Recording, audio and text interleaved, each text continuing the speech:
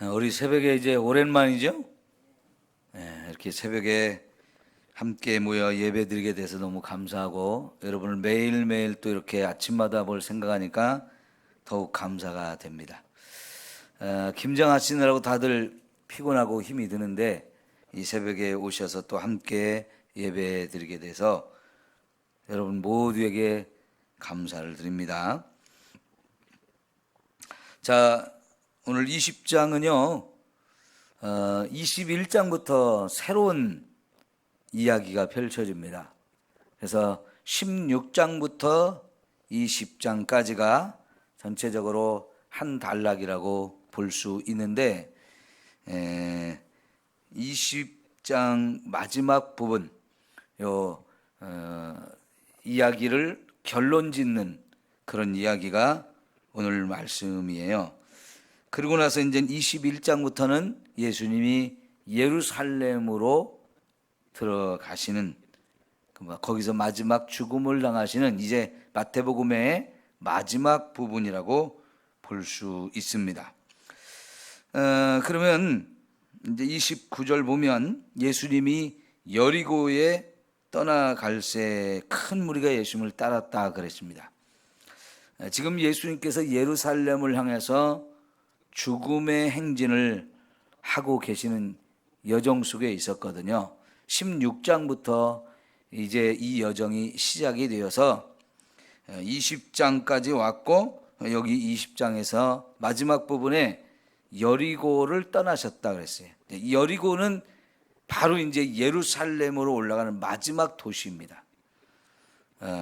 그러면서 이 예루살렘을 떠날 때 기적을 하나 행하시고 그곳을 떠나시게 되고, 그리고는 이제 21장에 가면 그들이 예루살렘에 가까이 가서 감람산 벳박에 이르렀다 했어요.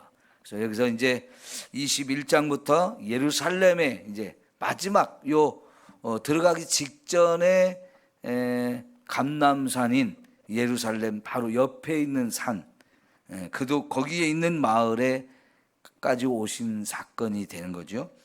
그래서 이제 여기서부터 예루살렘에 이제 바로 들어가시고 마지막 예루살렘에서 죽고 부활하시는 사건까지 이제 나오게 돼요. 자, 그러면 여기 오늘 말씀에 이제 한 사건이 두 맹인이 와서 예수님께 눈을 고침받는 사건이 나오는데, 이 마태복음에 맹인이 치유받아서 눈을 탁 보게 되는 사건이 몇 번 나오는데 지금 이것이 마지막 사건이에요. 그런데 16장부터 20장까지의 이 내용에서 마지막으로 나온 사건이 또 요 맹인이 두 명이 와서 치유를 받은 사건이란 말이에요. 자, 그래서 이게 굉장히 중요한 의미가 있는데요.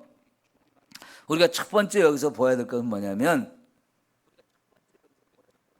맹인도 예수님이 고쳐주셨다는 얘기예요. 이 사람들은 어떻게 해서 이렇게 눈을 보지 못하게 되어졌는지는 잘 알지 못하지만 사실 이제 누가복음이나 마가복음 혹은 요한복음에 보면 이 사람이 여기서 두 사람이 지금 나오잖아요. 두 사람 중에 한 사람은 바디메오였다는 걸 우리가 알 수 있어요. 바디메오라는 사람은 나면서부터 눈이 멀어서 보지 못하는 사람, 평생 동안 눈이 멀어서 보지 못하고 이렇게 살아온 사람들이었는데 결국은 예수님을 만나서 그 눈을 뜨게 되어진 사건입니다. 그런데 여러분, 이 눈을 전혀 보지 못하던 사람이 예수님 만나서 눈을 뜨게 됐다. 이게 얼마나 놀라운 기적이에요. 그죠?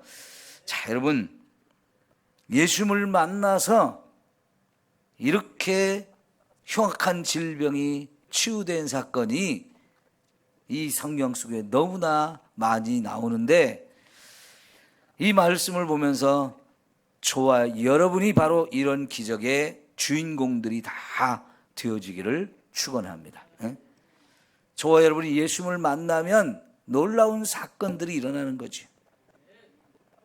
눈을 떠서 보지 못한 사람이 눈을 뜨듯이,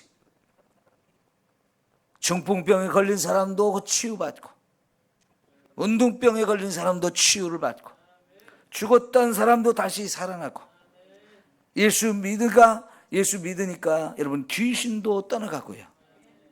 예수님을 통해서 저와 여러분이 구원받는, 모든 죄가 용서받고 구원받는 이런 놀라운 사건들 정말 엄청나게 많이 나오는데, 이제는 이 시대에 저와 여러분이 그런 엄청난 체험을 하고 간증의 주인공들이 다 되어지기를 축원합니다. 여러분, 우리가 지난 21일 동안 다니엘 기도회를 이렇게 함께 했는데, 그동안 나왔던 많은 간증자들, 그죠? 거기 나오는 많은 간증자들이 다 어떤 사람들이에요? 예수님을 만난 사람들이잖아요. 그리고는 자신들의 인생이 놀랍게 변했어요. 어떤 사람들은 질병이 치유되고, 어떤 사람들은 완전히 인생이 변화되고 바뀌어지는 일들을 경험을 했단 말이죠. 여러분, 이런 일들이 보통 일입니까?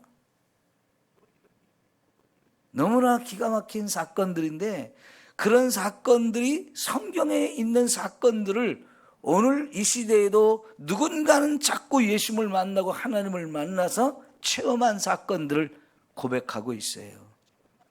21명 뿐입니까?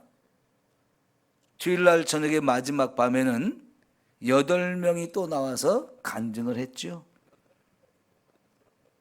이 다니엘 기도회를 참여하면서 또 그런 가운데에서 또 새롭게 기적을 체험한 주인공들도 이렇게 나와서 간증을 했단 말이죠. 예, 그런 모든 일을 통해서 우리가 확인할 수 있는 게 뭐냐면, 하나님은 지금도 살아계신다는 거. 그죠? 성경 속에서만 우리가 읽고 끝나는 그런 하나님이 아니고, 그 하나님은 지금도 여전히 살아계셔서 이 땅에 수많은 나라, 수많은 백성 가운데서 많은 사람들이 하나님을 만나고, 또 그래서 놀라운 기적들을 체험하는 주인공들이 있단 말이에요. 그 얘기는 하나님은 지금도 살아계시고요, 또 변함없이 예전이나 지금이나 변함없이 하나님은 저와 여러분을 사랑하고 계세요. 성도 여러분, 저와 여러분이 예수님의 사랑을 받는 대상인 거 믿으셔야 합니다. 우리 한 사람 한 사람을 지금도 예수님은 사랑하셔요. 그래서 얼마든지 저와 여러분을 찾아와서 말씀으로 말씀해 주시고, 또 만나 주시고, 우리에게 기적을 베푸시고 사랑을 베풀어 주시는 너무나 좋으신 하나님인 것을 우리는 믿어야 합니다. 우리도 각자 매일매일 삶 속에서 이 하나님을 만나야 돼요. 그래서 이 간증의 주인공들이 다 되어지기를 축원합니다. 여러분, 오늘 말씀에도 나오는 이 2명의 맹인들, 이제 예수님이 이 여리고를 떠나서 예루살렘에 가서 죽으실 것이고 우리의 모든 죄를 용서하실 분인데요, 그 예수님이 예루살렘을 떠나서 이제 여리고를 떠나서 예루살렘으로 가시는데, 예수님이 지나가신다는 말을 이 2맹인이 들었어요. 이 2맹인은 날마다 사람들이 많이 다니는 길거리에 앉아서 구걸을 해서 먹고 사는 사람이었어요. 여러분, 나면서부터 이렇게 앞을 보지 못하면서 여기까지 지금까지 살면서 얼마나 힘들고 어려운 인생이었겠어요. 네? 육신적으로 그런 장애를 갖게 되면 정말 힘들죠. 그 가족들도 힘들고요. 근데 그것이 육신의 힘든 것만이 아니고 마음의 상처와 고통도 참 많잖아요. 여러분, 장애를 가지고 사는 사람들 보세요. 얼마나 힘들고 어렵습니까? 그 장애로 인한 육신의 고통뿐만 아니라 주변에 있는 사람들이 이해해주지 않고 막 놀리거나 손가락질하거나 비난하거나 욕하거나 이런 것들을 막 경험하기 때문에 여러분, 정말 그 마음속의 상처도 정말 많아요. 그래서 예수 믿는 저와 여러분들은 그런 장애를 가진 사람들을 만날 때 정말 우리가 잘해줘야 돼요. 네? 지금 저와 여러분이 그들을 향해서 하고 있는 것보다 몇 배로 훨씬 더 잘해줘야 합니다. 그들을 불쌍히 여기고 그들을 긍휼히 여기며 사랑하며 섬기는 일들을 정말 잘해야 돼요.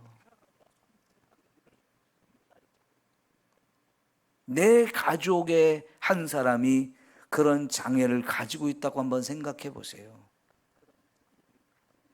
그러면 그들이 얼마나 힘들고 어렵게 사는지를 너무나 잘 알기 때문에 장애를 가진 사람들의 부모는 그 쉽게 그냥 보지를 않습니다.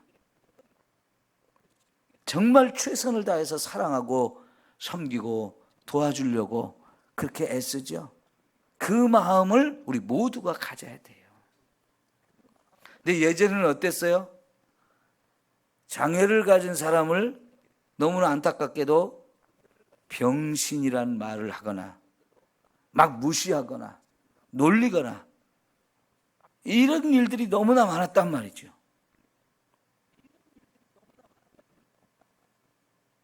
근데 장애라고 하는 것은요, 이제는 누구든지 장애를 갖게 되어져요.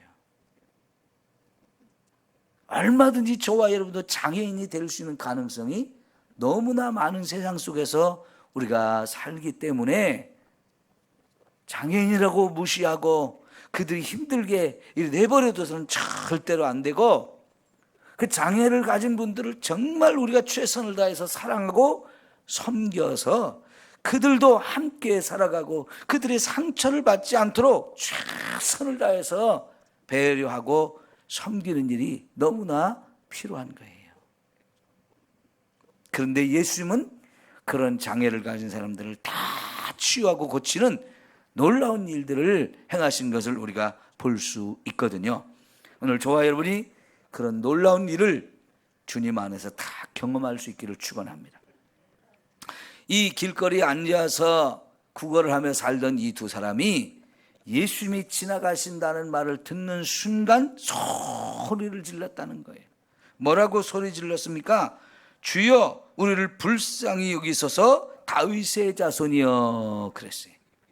자, 우선 예수님을 뭐라고 말합니까? 주여라고 부르고 다윗의 자손이여라고 말하고 있는데, 이거는 참 귀한 믿음을 가지고 하는 소리예요.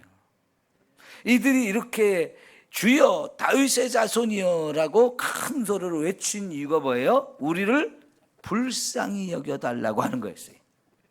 우리를 좀 불쌍히 여겨달라고. 여러분, 이 두 장애인이, 앞을 볼 수 없는 이 두 분이 예수님이 지나간다는 말을 듣는 순간 큰 소리로 외쳤어요. 주여, 우리를 좀 불쌍히 여겨주세요. 다윗의 자손이여 라고 이렇게 외쳤는데, 이거는 믿음을 가지고 하는 소리예요. 예수님을 주여라고 말하고 다윗의 후손이라고 말하는 이것은 믿음을 가지고 하는 소리란 말이죠. 주여라는 말이 굉장히 중요한 말이에요. 베드로가 신앙 고백을 할 때도 주는 그리스도시요 살아계신 하나님의 아들입니다라고 이렇게 고백했듯이, 이 예수님을 주님이라고 부르는 것은 그게 믿음이란 말이죠. 그리고 또 하나, 다윗의 자손이여라고 말하는 것은 이게 메시아를 말하는 거거든요. 하나님이 다윗에게 내 후손이 너의 왕의 자리를 이어받아서 그 자리가 영원히 이어지게 할 것이라고 약속했던데, 그것은 다윗의 몸에서 태어난 아들 솔로몬이 왕권을 이어받게 되고 계속해서 이 다윗의 후손이 왕권을 이어가게 한다는 그런 약속이면서 동시에 메시아를 약속하는 거였어요. 다윗의 후손으로 태어나는 메시아가 분명히 있을 거라고 약속하는 거였는데, 지금 여기서 다윗의 자손이여라고 말하는 것은 바로 그 메시아를 의미하는 단어인데요, 이 앞을 보지 못하는 이 두 사람이 예수님을 그렇게 말하고 있어요. 우리가 마태복음을 지금까지 보아오는 과정 속에서 예수님을 다윗의 후손이라고 인정하고 부르는 경우가 흔치 않아요.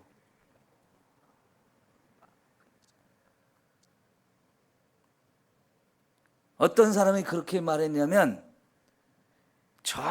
여러분, 예수님이 갈릴리에서도 더 북쪽인 두로와 시돈 지역에 갔을 때 거기서 한 여인이, 수르보니게 여인, 이방 여인이 예수님께 와서 다윗의 자손이여라고 불렀어요. 왜 이 여인은 그렇게 예수님을 찾아왔을까요? 자기 딸이 귀신이 들려섰기 때문에.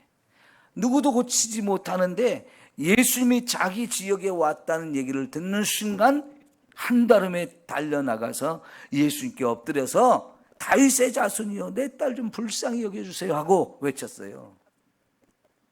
근데 여러분, 예수님이 그 두루와 시돈 지역에 갔던 이유가 뭐냐면 바리새인들이 중심이 돼가지고 막 이 사두개인들과 서기관들, 이 사람들이 자꾸 예수님을 배척하고 죽이려고 하고 자꾸 따져들고 막 너무너무 힘들게 하니까 예수님이 그들을 잠시 피해서 이방인 지역에 갔는데 그 지역에서 한 여인이 나와서 예수님을 다윗의 자손이라고 불러요. 예수님이 깜짝 놀랐어요. 근데 예수님이 이 여인의 믿음을 테스트하기 위해서 개 취급을 했는데도 여전히 이 여인은 개도 주인의 상에서 떨어지는 부스러기를 먹고 산다고 하면서 막 자기 딸 좀 불쌍히 여겨달라고 그러잖아요. 예수님이 이스라엘 백성 가운데서도 이만한 믿음을 본 적이 없다고 칭찬하셨어요. 그런데 지금 앞을 전혀 보지 못하고 있는 이 사람들이 와서 예수님을 다윗의 자손이여라고 불러요. 대단한 믿음이 있는 거거든요. 예수님을 제대로 알고 제대로 만나면 저와 여러분이 기적을 체험합니다. 예수님이 하나님의 아들이요 우리를 구원하러 오는 메시라는 것이 믿어지면 그 예수님을 통해서 저와 여러분이 지금 어떤 기도 제목을 가지고 왔든지 그 문제가 해결되어질 줄 믿습니다. 지금 니들은 눈을 뜨고 싶은 거예요. 주여 우리가 보기를 원하나이다. 너 뭘 원하니? 라고 예수님 물으셨고요. 우리는 보기를 원합니다. 그래, 그러면 네 눈을 고쳐줄게 하면서 예수님이 그들의 눈을 만지면서 치유를 해주셨단 말이죠. 네, 여러분, 예수님이 누구냐? 누가 물어봐도 저와 여러분 나를 구원하시는 하나님의 아들이고 메시아입니다. 나를 구원하기 위해서 이 세상에 오셨고 십자가에서 대신 내 모든 죄를 짊어지고 죽어주신 예수님, 그 예수님 믿음으로 내가 구원받습니다. 이 구원의 은혜도 가장 큰 은혜이지만 저와 여러분이 살면서 이렇게 힘들게 하는 문제, 그 문제가 무엇이든지 간에 예수님께 맡기고 간절히 기도하면 우리는 분명히 치유되는 줄 믿습니다. 그런데 여러분, 이 앞부분을 보게 되면 세상에서 멀쩡하다는 사람들이 예수님이 누구인지를 몰라요. 그러면 이게 뭘 우리에게 보여주냐면 이 사람들은 육신의 눈은 떠서 보지 못하지만 영의 눈은 떴다는 얘기예요. 예수님이 누구인지 알아보는 그 믿음, 그 영의 눈을 뜬 거예요. 그런데 여러분 19장에 보면 예수님께 와서 내가 무엇을 해야 영생을 얻을 수 있습니까? 하고 한 부자가 왔었죠. 근데 예수님이 십계명의 말씀 다 지키라고, 율법을 지키면 된다라고, 이 사람이 나 어려서부터 율법을 열심히 지켜왔습니다 자랑스럽게 얘기했거든요. 근데 예수님이 그러면 너의 재산을 팔아서 가난한 사람들에게 나눠주고 나를 따르라 그러니까 이 사람이 부자 청년이었다고 그러잖아요. 그러니까 이 자기 재산을 팔아서 남을 준다는 걸 못하고 결국은 고민하면서 예수님을 떠나갔어요. 예수님을 따르라고 했는데 이 돈 때문에 예수님을 따르지 못했어요. 그럼 이 사람은 부자이고 열심히 산다고 했지만, 말씀대로 산다고 했지만 이 사람은 예수님을 안 거예요, 모른 거예요? 모른 거지요. 예수님이 하나님의 아들로서 우리를 구원하러 오신 분이라는 것을 확실하게 믿었으면 이 사람이 돈이 문제겠어요? 얼마든지 그 돈 내려놓고 예수님 따라가야 영생을 얻는 건데, 이 사람은 눈은 떴지만 돈 때문에 눈이 멀어 있는 사람이에요. 돈에 눈이 멀어 있는 사람. 그래서 영의 눈이 닫혀 있는 영적인 소경이 이 사람들이에요. 그 다음에 예수님의 제자 베드로가요, 부자가 참 구원받기 어렵다는 얘기를 하니까, 우리는 다 버리고 주님 쫓았는데 우리는 뭘 주시겠습니까? 뭔가 좀 보상을 받기를 원해요. 그 얘기를 보면 예수님의 제자들도 아직 영의 눈을 뜨지 못한 부분이 있는 거예요. 예수님을 따르는데, 메시아인 줄 알고 따르기는 따르는데 자꾸 보상을 원하는 거예요. 여러분, 예수님을 믿되 예수님을 어떤 인간적인 세상적인 욕심을 가지고, 그런 목적을 가지고 예수님을 따르면 그것도 예수님을 잘못 따르는 거예요. 자, 여러분, 오늘 말씀에서 여리고를 예수님 떠날 때 많은 무리가 예수님을 따랐다고 그랬죠. 그죠? 그 사람들은 왜 따르고 있을까요? 예수님을 통해서 뭔가 또 표적을 보고 싶은 거예요. 기적을 보고 싶어요. 혹은 구경을 하러 나왔어요. 여기 큰 무리가 예수님을 따랐다고 하는데, 우리가 마태복음 4장부터요 큰 무리가 예수님을 따라다녔다는 얘기를 자주 봤습니다. 근데 그 사람들을 왜 예수님을 따르냐?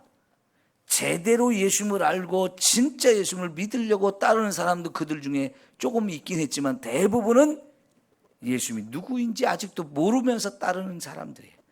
맹목적으로 따르고 있는 사람이 많아요. 이렇게 따르는 것은 의미가 없습니다. 이들도 다 영적인 소경이에요. 근데 여러분, 이 사람 두 맹인이 예수님을 만나서 눈을 뜨고 난 다음에 34절 마지막에 보니까 예수께서 불쌍히 여기서 그들의 눈을 만지시니 곧 보게 되어 그들이 어떻게 했어요? 예수를 따르니라 그랬어요. 이게 진짜 눈을 뜨고 진짜 제자의 모습이에요. 네? 예수님, 나는 이제 예수님 떠나지 않겠습니다. 나 진짜 이제 예수님을 나의 구주로 믿고 예수님만 따르겠습니다. 이렇게 되어졌잖아요. 어떤 기적보다도 저와 여러분이 예수님이 누구인지를 제대로 알고 그 예수님을 따른다면 이게 최고의 기적입니다. 네? 예수님이 메시아인 걸 알고 나를 구원하시는 하나님의 아들인 걸 믿고 이제 내 인생 예수님께 다 맡깁니다. 나는 이제 예수님의 제자입니다. 나는 예수님만 따르겠습니다. 이게 최고의 기적이죠. 오늘 저와 여러분이 이런 사람들이 되어야 돼요. 끝까지 변함없이 어떤 일이 있어도 예수님을 믿고 예수님을 떠나지 않습니다. 내 믿음이 정말 예수님만 확실하게 믿고 예수님만 따라가는 인생이 되겠습니다. 오늘 저와 여러분 꼭 그렇게 되기를 축원합니다. 기도합시다.